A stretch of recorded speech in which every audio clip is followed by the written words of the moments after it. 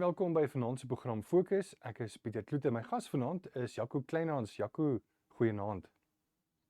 Ja, goeienaand Pieter, lekker om met jou te gesels, ja. Selfde. Kom ons begin. Dit is nou dag 17 van die oorlog in Iran. Soos wat ons nou hierso opneem op hierdie maandag aand. Wat is die nuutste oor hierdie oorlog, Jaco? Ja, Pieter, kyk, president Donald Trump van Amerika wat sopas 'n media-konferensie toegespreek het, waarin hy baie sterk gefokus het op Amerika en Israel se vordering, veral dan met die vernietiging van Iran se aanvalskapasiteit.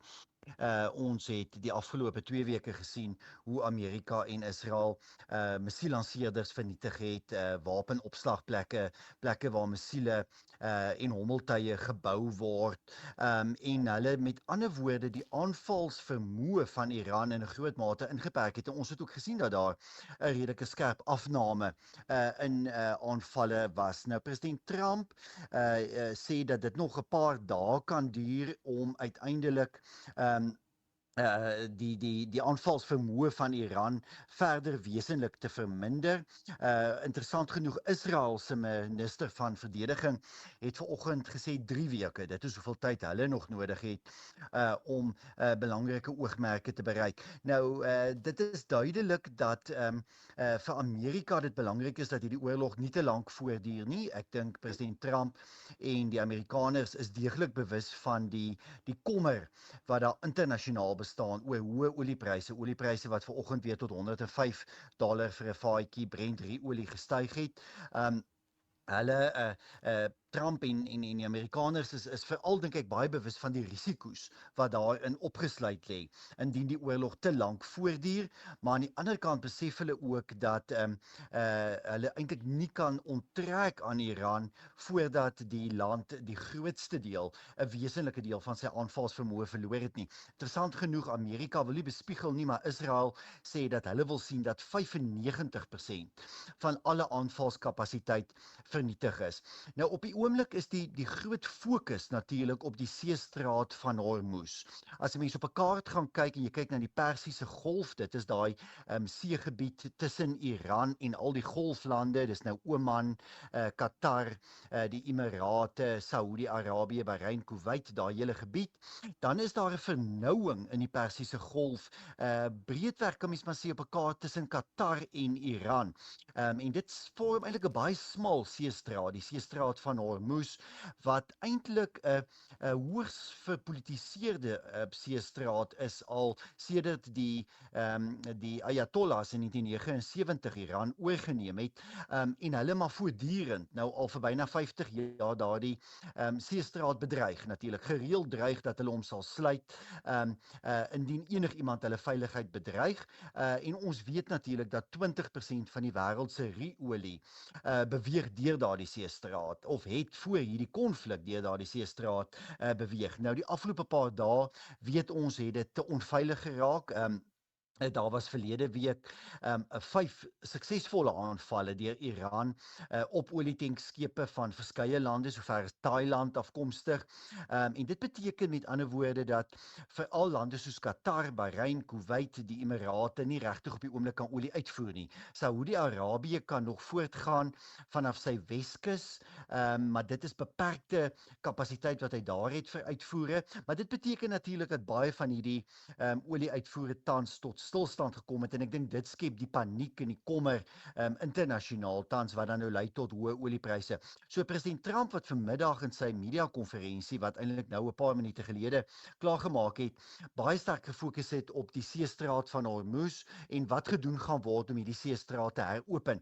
Hy het byvoorbeeld samesprekings gevoer met die Britse premier, dat hulle kan help daarmee. Daar is sprake dat die Verenigde Arabiese Emirate kan help, selfs Saudi-Arabië en ander Midde-Oosterse lande, wat almal eintlik desperaat is dat hierdie seestraat so gou as moontlik beveilig moet word. So ek dink daar is 'n redelike omvattende en uitgebreide poging van verskillende lande om dan nou saam te werk om seker te maak dat olietankschepe so gou as moontlik weer veilig deur daardie seestraat kan beweeg. En dit is 'n Pieter, 'n proses wat verskillende uitdagings te bowe moet kom, né? Dit is nie net bloot die feit dat Iran sê maar hommeltuig of missielaanvalle kan voer op olietanksskepe nie. Daar is ook 'n eiland binne daardie seestraat van waar daar ook vuurpylaanvalle uitgevoer is en nou Amerika het die afgelope paar dae hewige aanvalle op daardie eiland uitgevoer en dan is daar 'n smal strook, 'n land in die suide van Iran, tussen die Persiese Golf en dan twee bergreekse, waar jy ook sien dat daar heelwat militêre teenwoordigheid van Iran is en vanaf die kusgebied het hulle dan ook skepe aangeval. So jy sal eintlik daardie hele landstrook tussen die Persiese Golf en die bergreekse ook moet beveilig. Nou, dit is 'n moontlikheid dat Amerika soldate kan instuur na 'n stad soos Bandar Abbas om daar te gaan eintlik gebiede te gaan beset en seker te maak dat dit beveilig is. daarmee saam stuur die Amerikaners op hierdie stadium 'n groter vlootteenwoordigheid. Baie meer van hulle vlootskepe is tans onderweg na hierdie gebied, na die Persiese Golf.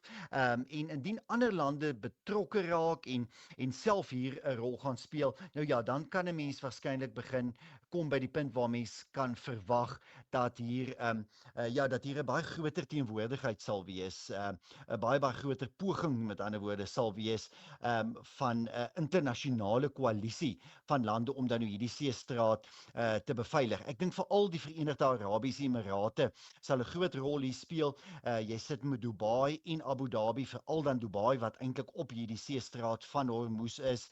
En dit skep vir die Emirate natuurlik 'n geweldige bedreiging. Ons het ook gesien dat hulle die meeste aangeval is. Van al die golflande was die meeste aanvalle op die Emirate, omdat die Emirate eintlik die naaste geleë is. So daar is vanuit Amerika druk op baie van hierdie lande om dan ook by so 'n proses betrokke te raak. So dis waar ons nou staan. Ek dink Amerika en Israel het groot sukses behaal die afgelope 2,5 weke om aanvalle uit te voer op leierskap van Iran, om hulle lugafweerstelsels, hulle eie verdedigingsstelsels eintlik heeltemal te vernietig, om Iran se vloot grootendeels te vernietig, die grootste dele van sy lugmag te vernietig en om dan sy aanvalskapasiteit met ten minste 80% te verminder. Maar ons is verseker nog nie aan die einde van hierdie oorlog nie. Solank soos wat Iran op een of ander manier aanvalle op die seestraat van Hormuz kan uitvoer, dan is dit natuurlik steeds 'n probleem en sal daar waarskynlik nog vir 'n hele paar dae reuse aanvalle voortduur. Israel se weermag het vanoggend gesê dat hulle nog duisende aanvalle op Iran beplan. Interessant, hulle het ook oor die naweek het Israel se weermag verskeie aanvalle in die weste van Iran uitgevoer. Met ander woorde, gebiede ook op die Persiese Golf, maar dan ook gebiede wat 'n grens met Irak deel. En daar's natuurlik 'n baie sterk militêre teenwoordigheid van Iran in daardie gebiede. En Israel baseer sy aanvalle natuurlik altyd op intelligensie wat hy insamel, en wat hulle kyk, waar word hierdie aanvalshommeltuie gestoor, waar word dit vervaardig, en hulle teiken dan baie spesifiek daardie gebiede, sodat Iran nie kan voortgaan met hierdie aanvalshommeltuie om dit te vervaardig en dit te gebruik nie. So, hier's nog 'n veelvuldige proses. Hierdie militêre operasie is nie afgehandel nie. Daar is internasionale angs, maar ek bly steeds oortuig dat dit moontlik is dat hierdie oorlog binne die volgende weke, 2-3 weke miskien op die meeste, wel tot 'n einde kan kom, of omdat die seestraat van Hormuz beveilig word en Iran eintlik die grootste deel van sy aanvalsvermoë verloor, of andersins natuurlik omdat daar blote ooreenkoms gesluit word tussen Amerika dan nou veral en Iran, waar volgens Iran dan nou sy eie militêre vermoë wesentlik sal inperk. Maar ja, dis tans nog onseker, en terwyl daar onsekerheid is, sien ons natuurlik die internasionale gevolge wat vir ons almal baie sleg is, veral met die olieprys wat steeds baie hoog is. En dan Israel, sien ek, het ook vir Lebanon gevra om ook te help om Hezbollah heeltemal uit te wis. Hoekom sloer Lebanon Ja. hier? Ja, kyk, die probleem is as jy na Libanon gaan kyk, Libanon is 'n land wat eintlik vir lank die laaste paar jaar, die laaste 20, 30 jaar baie polities onstabiel was.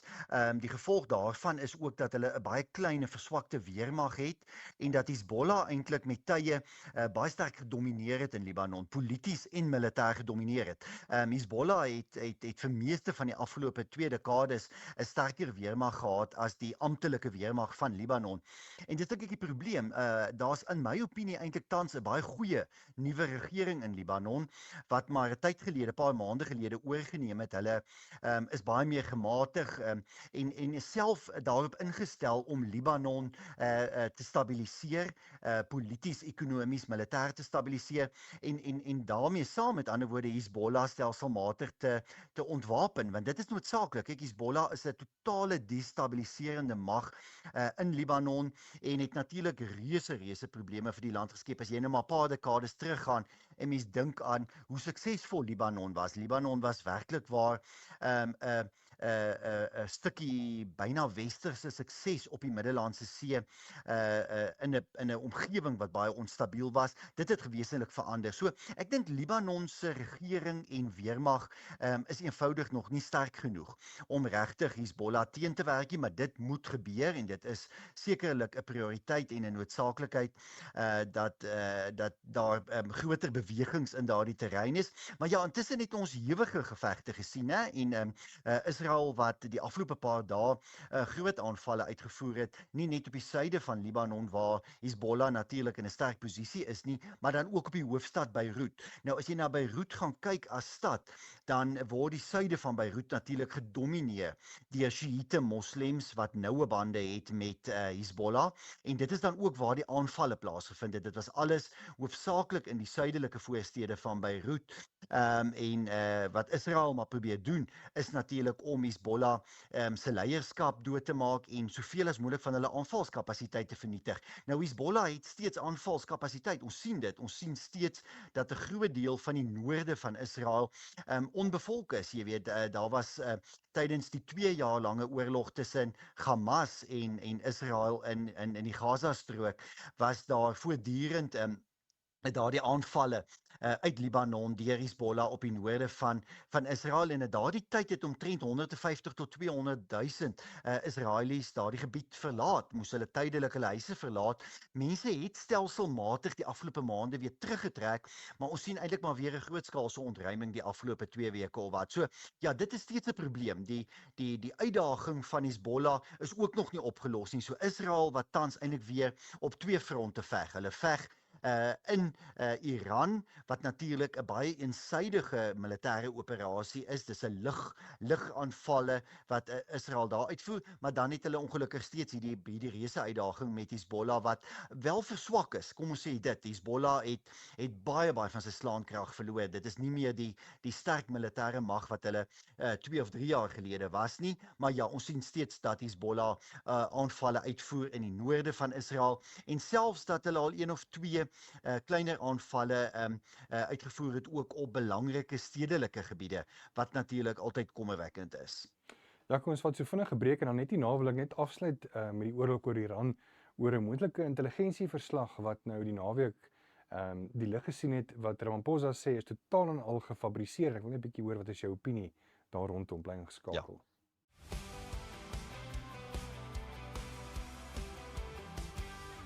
Welkom terug by die program Fokus. Ja, kom ons het 'n bietjie gesels oor Iran en ek wil net afsluit oor die onderwerp oor Iran. Daar het nou oor die naweek 'n moontlike intelligensieverslag uitgelek of die lig gesien wat nogal 'n baie donker prentjie skets oor Suid-Afrika se betrokkeheid by Iran. Hoe waar dink jy is hierdie verslag? Ja, kyk, ons sal nooit regtig weet nie. Kyk, daar's 'n groot uitdaging natuurlik oor die algemeen sedert hierdie oorlog uitgebreek het met allerlei fopnuus en video's wat op met kunsmatige intelligensie geskep word en ja, bloot maar net mense wat natuurlik met allerlei samesweringsteorieë en dinge besig is. So mense moet altyd maar probeer om die feite te onderskei van die werklikheid, maar daarmee saam moet ek maar vir jou baie eerlik sê, vertrou ek natuurlik die Suid-Afrikaanse regering regering nie vir 'n oomblik nie en veral nie president Ramaphosa en sy span se verhouding met Iran nie. Die afgelope 30 jaar was dit nou maar 'n deurlopende tema gewees waar die ANC regering altyd kant gekies het vir muisondlande soos Iran en Cuba en Venezuela en Noord-Korea en China en al hierdie lande teen die weste. Dit was altyd nog maar die ding wat deurgesluimer het dat daar altyd 'n anti-westerse, anti-Amerikaanse alliansie sal moet wees. En ons weet ook die soort van woede wat president Donald Trump van Amerika die afgelope 14 maande by die ANC ontketen het, die soort van haat wat daar is. Verlede week het ons weer gesien die haatlike uitsprake van die sekretaris-generaal van die ANC, Fikile Mbalula, teenoor die Amerikaanse ambassadeur Lee Brent Bozell. En dit is werklik haatlike soort van uitsprake en die rede daarvoor is natuurlik dat 'n groot vriend van die ANC, en dit is nou die islamitiese regime in Iran, tans aangeval word en tans eintlik vernietig word. Daai regime word vernietig deur een van die ANC se groot vyande, dan nou die Weste of dan nou Amerika. So die vraag wat steeds bestaan oor het die ANC geld gekry van Iran vir vorige verkiesingsveldtogte? Ons weet nie. Daar is baie beweringe daaroor. Hierdie spesifieke intelligensieverslag wat oral die ronde gedoen het op die internet ook versprei is, kon nog nie bevestig word nie. Dit kon nog nie deur geloofwaardige bronne bevestig word nie. Daarom kan 'n mens nie sê of dit waar is nie. Mens kan ook nie sê aan die ander kant dat dit maar net heeltemal fopnuus is nie. Maar as ek maar net kyk na die optrede van 'n weermaghoof wat verlede jaar gaan mooi broodjies bak het in Teheran waar hy gesê het Suid-Afrika moet Iran polities ondersteun. Ons kyk na die wyse waarop Iran toegelaat is om vlootoefeninge hier aan ons kus te doen vroeër vanjaar en die beweringe weer eens dat president Ramaphosa dit probeer verhoed het. Dan weet ons eintlik oor 'n lang periode was daar baie simpatie gewees van die ANC en die ANC regering teenoor Iran en dat dit altyd maar gebou was op hierdie anti-westerse soort van alliansie. So ek dink nie die president Ramaphosa en sy regering moet verbaas wees as daar hierdie soort van verslae is wat op die internet die ronde doen nie. Hulle het die klimaat geskep vir sulke beweringe om rond te gaan. Hulle het eenvoudig die laaste paar jaar voortdurend aan ons storie opgedis dat Suid-Afrika 'n onverbonde land is. Maar dan wanneer 'n Amerikaanse minister van buitelandse sake Suid-Afrika besoek, soos wat 3 jaar gelede gebeur het met die vorige minister van buitelandse sake Antony Blinken, dan word hy hardhandig behandel en wanneer 'n maand later die Russiese minister van buitelandse sake Sergei Lavrov Pretoria besoek, dan rol Naledi Pandor vir hom 'n rooi tapuit uit. So daar's dubbele standaarde in Suid-Afrika se buitelandse beleid. Die ANC, en as ek sê Suid-Afrika se buitelandse beleid, praat ek van dit wat die ANC doen, want die ANC beheer sedert 1994 Suid-Afrika se buitelandse beleid, of ons nou hou daarvan of nie. En ek dink dit het al die ruimte geskep vir verskeie beweringe. Wanneer ek na Amerika reis en ek ook daar die afgelope paar jaar met Amerikaanse politici skakel, dan is daar altyd vrae oor Suid-Afrika se verhouding met Iran. En ek dink daai vrae word met goeie rede gevra. En ek sien nie dat die Suid-Afrikaanse regering genoeg doen of juist eintlik veel doen om regtig hierdie beweringe te probeer weerlê nie. Ja, dan op eie bodem, Lee Brent Bozell, die ambassadeur van die FSA aan Suid-Afrika, het by 'n BizNews konferensie in Hermanus baie hard gepraat teenoor die ANC regering en Dirk was nie baie bly daaroor nie. Ja, kom ons skep dit net weer mooi in konteks, Pieter. So die Amerikaanse ambassadeur is genooi na hierdie sakekonferensie in Hermanus, meestal sakelei wat daar teenwoordig is. En as 'n mens na sy volledige toespraak gaan kyk, daar was 'n toespraak wat hy gelewer het en direk na die toespraak was daar ook 'n vraag en antwoord geleentheid gewees, so amper 'n paneelbespreking. Sy toespraak was 99% eintlik 'n besonder positiewe toespraak. Ek was eintlik verras met die inhoud. Hy het gesê dat Amerika beskou Suid-Afrika as potensieel een van die 10 belangrikste lande. Amerikaanse maatskappye wil belê in Suid-Afrika. Hulle belê reeds in Suid-Afrika, maar hulle ervaar baie struikelblokke. En Amerika wil eintlik baie goeie verhoudinge met Suid-Afrika handhaaf. Hulle sien 'n potensiële sterk bondgenootskap in die toekoms, maar mens moet oor die probleme praat, want as jy nie oor die probleme praat nie, dan word dit nie opgelos nie, en dan kan jy met ander woorde nie meer of groter investering hê en alles nie. En toe lys hy daai probleme, rassewette, onteiening, landelike veiligheid en daarbey saam natuurlik die sing van Kill the Boer. En hy lys daardie punte en hy sê hierdie punte moet aangespreek word en hy self is ook in samesprekings met die Suid-Afrikaanse regering en daar word hier aan gewerk. Dit was eintlik maar die toespraak. Die toespraak was 'n uitsonderlik positiewe toespraak. Hy het verskeie verwysings gemaak na maniere waarop Amerikaanse beleggings in die Suid-Afrikaanse ekonomie uitgebrei kan word, wat hy self as ambassadeur wil doen, wat hy reeds mee besig is, hoe hy alreeds met Amerikaanse sakelei vergader. En dit is natuurlik wat Suid-Afrika nodig het. Pieter, ons het 'n week of 2 gelede gehoor dat ons ekonomie verlede jaar met 1,1% gegroei het. Dit was die stadigste groeikoers van alle lande in Afrika, van al 52 Afrika lande. Die naaste daaraan was dink ek 1,6%. Is die volgende land. Ons het regtig waar 'n probleem. Ons ekonomie groei nie. Ons sien nie meer buitelandse beleggingsinkom in ons land nie. Ons sien eintlik die afgelope 5-6 jaar hoe buitelandse beleggings uitvloei, hoe kapitaal uitvloei uit ons land uit. En hier kry jy 'n nuwe Amerikaanse ambassadeur wat sê dat hy is verbind daartoe om beleggings te werf, om Amerikaanse maatskappye aan te moedig om in Suid-Afrika te kom sake doen en om Suid-Afrika te sien as die poort tot die res van Afrika. Jy weet, dis iets wat ons by Solidariteit al lank voorvra. Ons het al die afgelope 5 jaar verskeie voorleggings daaroor gemaak om te sê Suid-Afrika moet sy posisie herwin as die poort tot die res van Afrika. Afrika is die vinnig groeiendste kontinent in die wêreld in terme van ekonomie, nie net bevolking nie, maar ook ekonomie. En daar gaan groot geleenthede in die toekoms wees. En die ambassadeur verbind homself daartoe. Maar natuurlik wys hy op die probleme. En 'n mens kan nie by die probleme wegkyk nie. 'n Onteieningswet wat voorsiening maak vir nul vergoeding, vir geen vergoeding, is nie 'n goeie onteieningswet nie. 'n Onteieningswet wat bepaal dat iemand wie se grond of eiendom van hom onteien word, eers na die onteiening appel kan aanteken en dan 'n hofsaak aanhanger kan maak. Dit is nie 'n goeie onteieningswet nie. En die ambassadeur weet en verstaan dit goed. En toe die een puntjie waarop die Suid-Afrikaanse regering hom eintlik nou maar wou aanvat, was dat hy toe tydens vraatyd 'n vraag beantwoord oor die sing van Kill the Boer en ons weet dat die Amerikaanse regering 'n baie billike eis aan president Ramaphosa stel en dit is maar net dat die regering moet sê dat hulle distansieer hulle van die sing van die lied. President Ramaphosa moet hom daarvan distansieer.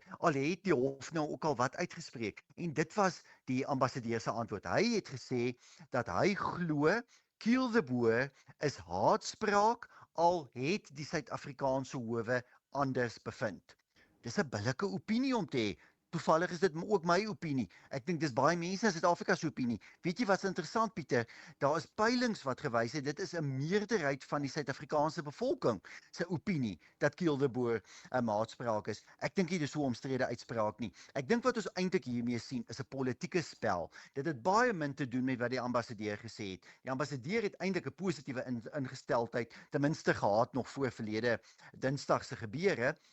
Wat ons hiermee te maak het is met 'n Suid-Afrikaanse ANC-geleide regering, ANC wat die buitelandse beleid domineer en die ANC wat wil terugstoot teen president Donald Trump, wat wil terugslaan teen 'n Amerikaanse regering wat bereid is om anders as vorige Amerikaanse regerings Suid-Afrika op sy foute te wys. Die ANC-regering sien alles as 'n magspel en hulle sien dat die magsverhouding versteur is. Die afgelope 30 jaar kon die ANC maak met westerse lande wat hulle wou. Hulle was eintlik 'n beheer gewees van die verhouding met westerse lande, met Amerika, Europa, Australië, Kanada, met al hierdie lande. Hulle kon kry uit hierdie verhouding wat hulle uit die verhouding wou kry, want altyd was daar natuurlik die terugverwysing na apartheid en wat ook al tydens apartheid gebeur het. Nou skielik sit jy met 'n Amerikaanse regering wat sê, wag, ons werk met die werklikhede hier in 2025 en in 2026 en nou en hier is daar probleme. Julle het rassewette wat drakonies is, wat onbepaald voordeel. Julle het 'n onteieningswet wat onaanvaarbaar is. Julle doen niks aan plaasmoorde nie. Julle laat toe dat Kiel de Boer gesing word. Kyk hoe lyk die situasie met landelike veiligheid. En nou is die ANC natuurlik onkant gevang. Hulle is woedend hieroor. Hulle wil terugstoot teen die Amerikaanse regering. En dis wat hulle hier doen. Dis 'n magspel. Dis 'n reuse magspel vir die ANC. En dit is hoekom die ambassadeur verlede week so 'n bietjie op sy plek gesit is, so 'n bietjie teruggestoot is en gesê is, luister, jy kan nie hier maar kom maak net wat jy wil nie. Dit was 'n poging van ons eie ministerie van buitelandse sake, Dirkou, en die minister van buitelandse sake, Ronald Lamola, om eintlik maar so 'n bietjie vir die Trump-administrasie te sê, luister, ons sal nie toelaat dat julle in Suid-Afrika maak wat julle wil nie. Uiteindelik 'n magspel. Gewone Suid-Afrikaners betaal natuurlik die prys daarvoor, omdat dit natuurlik negatiewe ekonomiese gevolge gaan hê.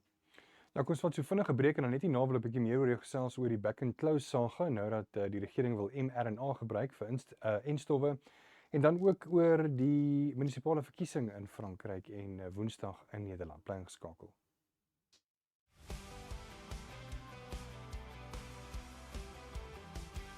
Julle is by Pretoria FM, hier is die program Fokus en my gas is Jaco Kleinhans, hoof van internasionale skakeling by Solidariteit.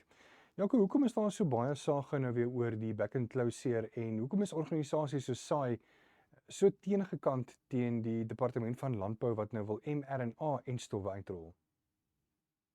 Ja, ek het gesien SAI het hulle self redelik sterk daarteen uitgespreek en dit nou na 'n ooreenkoms wat minister John Steenhuisen, die minister van Landbou, glo met die Duitse regering gesluit het.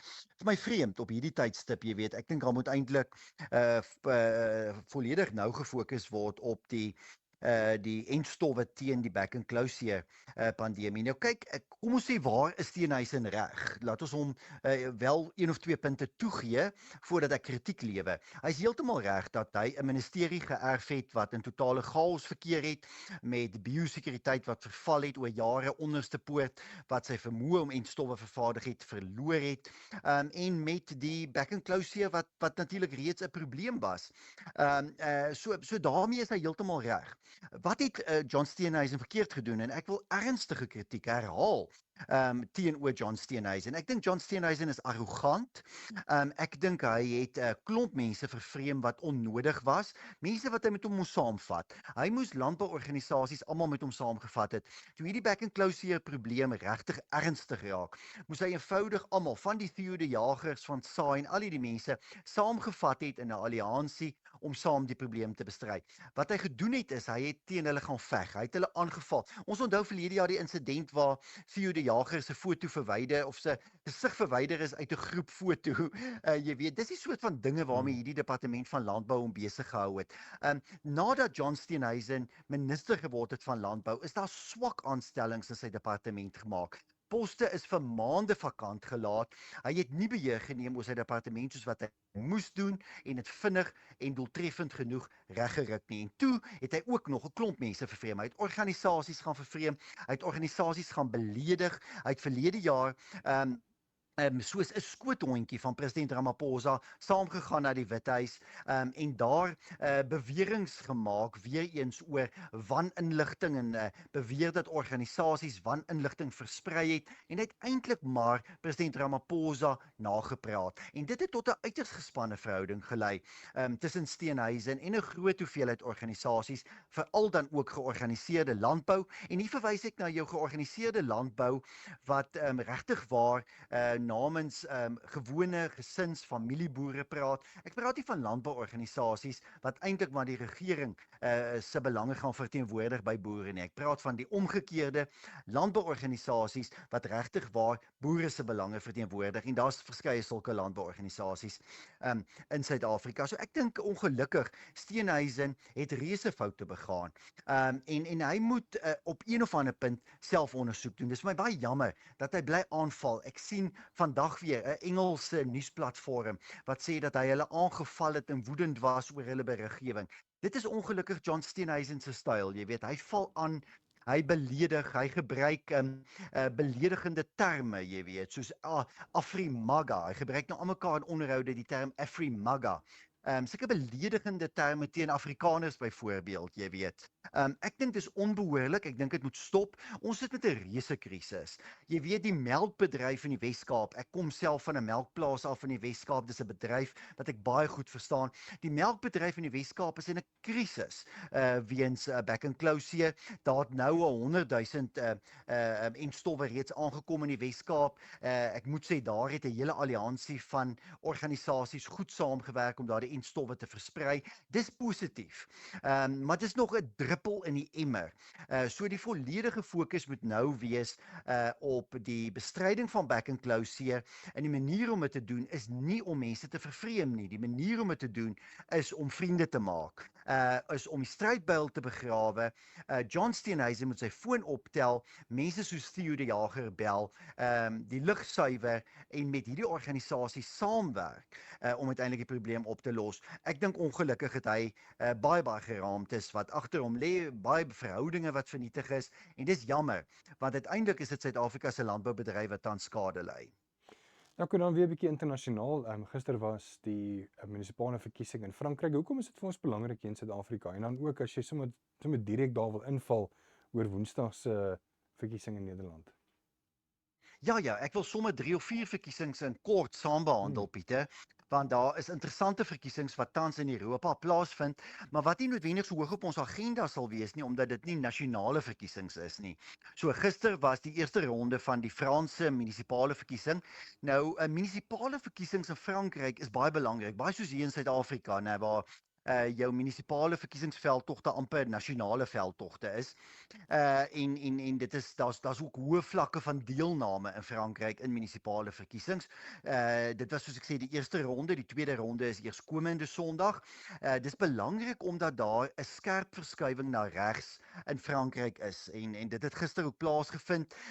Die nasionale samekomsparty van Marine Le Pen wat uitsonderlik goed gedoen het. Sommige burgemeesterskappe het hulle reeds gister gewen, meer as 50% van die stemme gewen, en hulle gaan waarskynlik eers komende Sondag ook baie goed doen. Dit bevestig die swaai na regs in Frankryk wat al die afgelope 3-4 jaar aan die gang is, en dit is baie belangrik omdat daar in die volgende jaar, oor net meer as 'n jaar van nou af, 'n presidentsverkiesing moet plaasvind. Nou die huidige progressiewe president Emmanuel Macron kan nie staan vir nog 'n termyn nie. Dit beteken daar word volgende jaar 'n nuwe president in Frankryk verkies en ek dink dit gaan 'n baie belangrike verkiesing wees omdat jou anti-immigrasie soort van regse partye 'n baie goeie kans staan in volgende jaar se presidentsverkiesing, 'n kans staan om 'n president te verkies wat met ander woorde in Europese politiek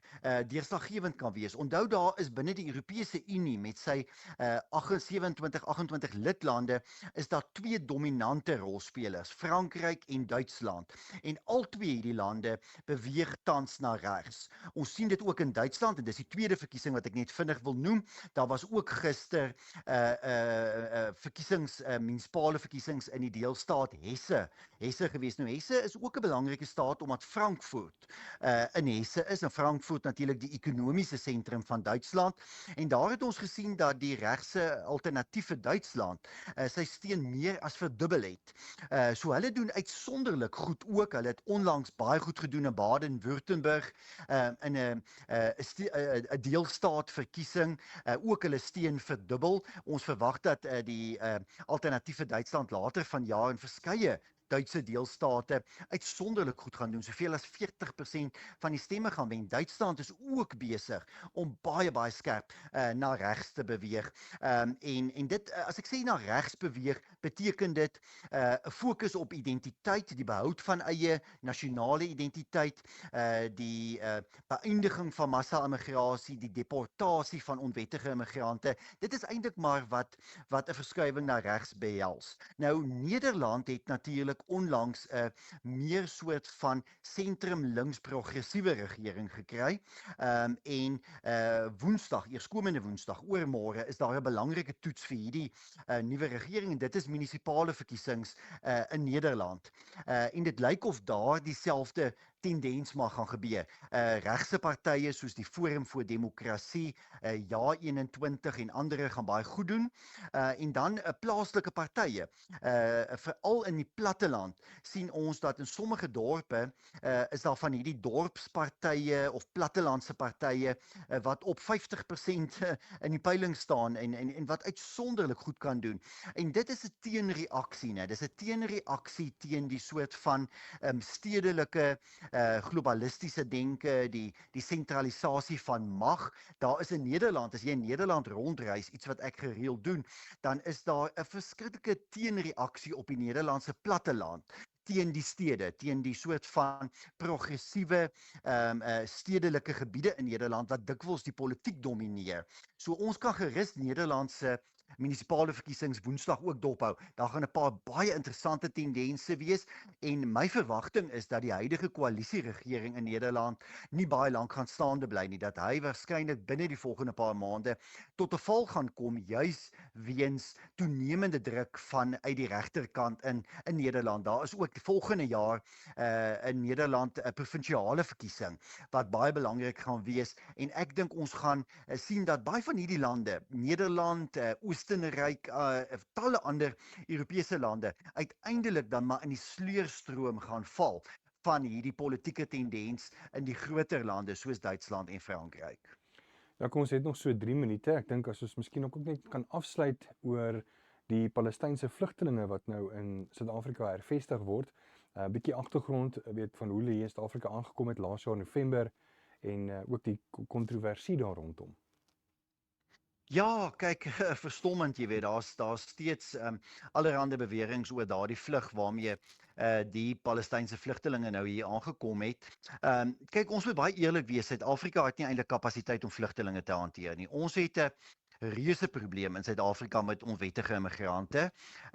Die stedelike gebiede in Suid-Afrika, stedelike gebiede veral rondom Johannesburg, Kaapstad, Durban, selfs Pretoria en ander gebiede, het 'n enorme probleem met onwettige immigrasie, met sommige dele van Johannesburg waar 40-50% onwettige immigrante is, en Suid-Afrika kan eenvoudig nie diens staan nie, die mense lewe nie. So ons behoort eintlik geen vlugtelinge hier te ontvang nie. Ons behoort eintlik nie asiel aan enigiemand aan te bied wat onwettig oor ons grens stap of ons land inkom nie. Suid-Afrika kan nie behoorlik sorg vir sy eie mense nie. Dis nie 'n werklikheid, dis 'n werklikheid. Palestynë is in elk geval mense wat baie ver van Suid-Afrika af geleë is, jy weet, woonagtig is. Daar is talle ander lande in die Midde-Ooste wat eerder hierdie mense kan en behoort te huisves en hulle te help. En ek bly myself die vraag afvra, waarom het 'n land soos Qatar verlede jaar nie 'n vlugtelingstatus aan 'n enkele mens toegeken nie? Waarom ontvang die Verenigde Arabiese Emirate en Kuwait en Bahrein en Saudi-Arabië en Oman, waarom ontvang hierdie lande dan nou nie die Palestynë nie? Dis 'n goeie vraag wat 'n mens natuurlik in 'n volgende program weer kan hanteer, maar ek dink nie Suid-Afrika is veronderstel om Palestynse vlugtelinge hier te ontvang nie. Hulle gaan waarskynlik maar net uiteindelik hier agterbly en hulle gaan net verder die druk verhoog op regeringsdienste wat reeds in soveel gebiede, veral stedelike gebiede in Suid-Afrika, eintlik maar heeltemal in duie gestort het. So ja, dit is omstrede, maar ek dink dit is nie net omstrede die aankoms van hierdie vlugtelinge nie. Ek dink is ook totaal en al onverantwoordelik en dit is weer eens 'n regering, 'n ANC regering wat sy ideologiese bande plaas bo die belange van gewone Suid-Afrikaners. En gewone Suid-Afrikaners gaan gebuk onder swak dienslewering, onder swak ekonomiese groei, onder geweldige hoë werkloosheid. Ons kan nie nog vlugtelinge van watter land in die wêreld af ook al ontvang en dan ook nog dienste aan hulle moet lewer nie. Jaco, baie dankie vir jou insigte vanaand. Jaco Kleinhans is die hoof van internasionale skakeling by Solidariteit. Jaco, lekker aand. Dankie, totsiens.